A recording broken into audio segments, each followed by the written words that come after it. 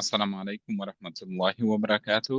نن د لسم درس 15مه برخه ده. عنوان قرآن کریم کې د غیر حقیقي یعنی مجازي مؤنث اسم دریمه نښه پیژندنه ده. اعوذ بالله من الشیطان الرجیم. بسم الله الرحمن الرحیم.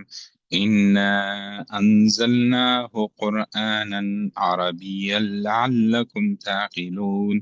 سورة یوسف دوهم نمبر آیت ده. ترجمه یې داسې ده: بېشکه موږ قرآن په عربي ژبه نازل کړ چې تاسې پوه شئ او عقل وکاروئ. نو الله پاک قرآن په عربي ژبه نازل کړی. زموږ او ستاسې هدف دا ده چې د قرآن ژبه زده کوو، عربي ژبه زده کوو، په خپله ژبه زده کوو، تر څو موږ وکولی شو چې په قرآن کې تدبر وکړو. کله چې تلاوت ته کښېنو د هغه په معنا پوه سو، او کله چې لمانځه ته درېږو هغه سورې چې موږ له یاده کړي د هغه په معنا پوه سو. لکه په تېرو درسو کې چې ما وویل، موږ اکثریت هغه سورې چې مو زده کړي دي هغه په پښتو ترجمه میخانیک کړې ده.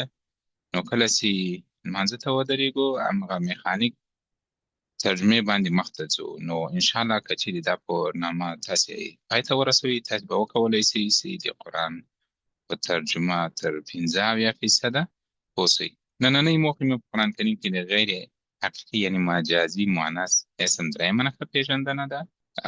سورة البقره 1 آیات، سورة البقره 102 آیات، سورة توبه 101 آیات کې، سورة آل عمران کې 90 آیات. اعوذ بالله من الشیطان الرجیم. بسم الله الرحمن الرحیم.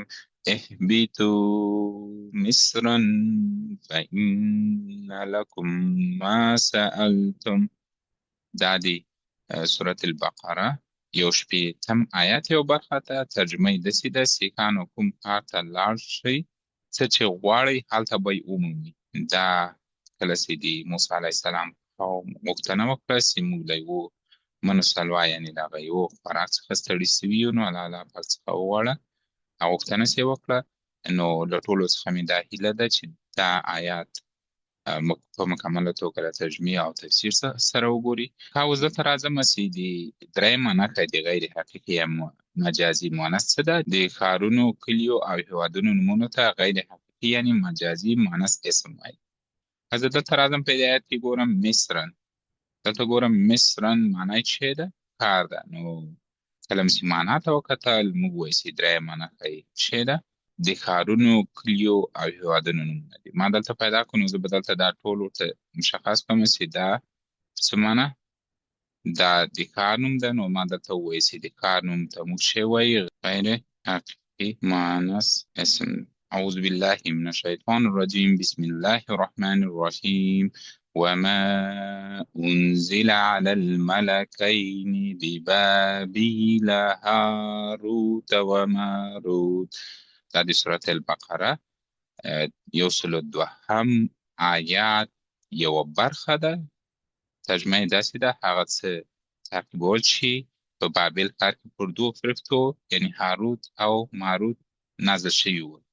دا د سلیمان علیه السلام د پاچاهۍ په اړه ده. نو هر هغه څوک چې غواړي د سلیمان علیه السلام د پاچاهۍ په اړه معلومات ترلاسه کړي، نو دا آیات له ترجمې او تفسیر دې وګوري.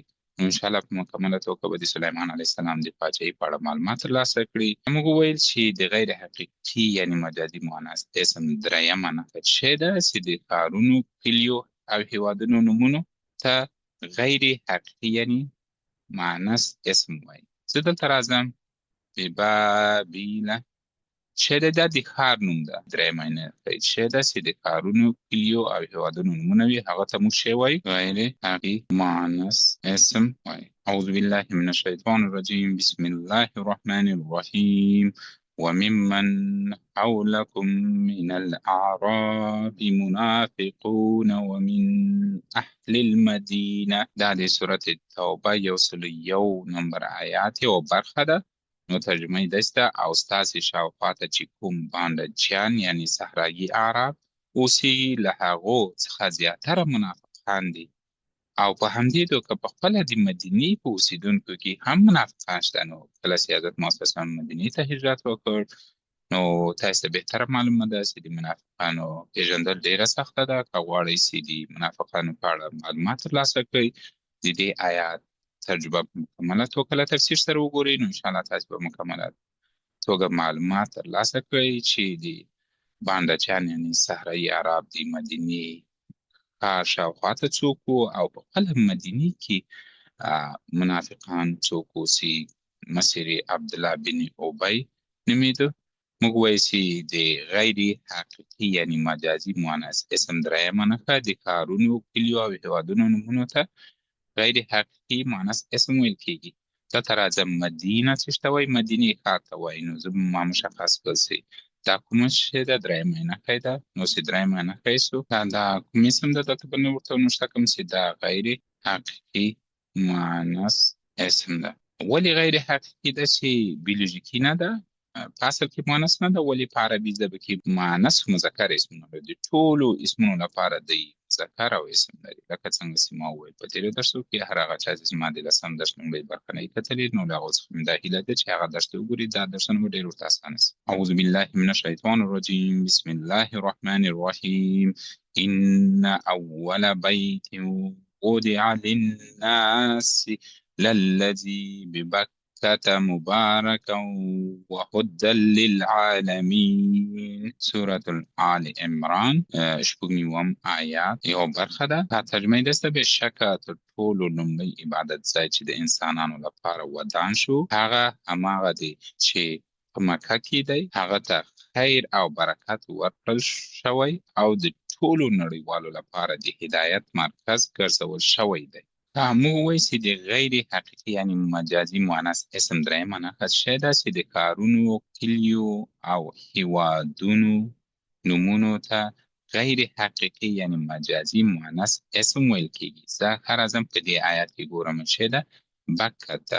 بکته د مکې نوم ده. بکته څه ته وایي؟ مکې ته. ما پیدا کړ چې دا له ترجمې نه چې دا د ښار نوم ده د غیر حقیقي مؤنث اسم ده.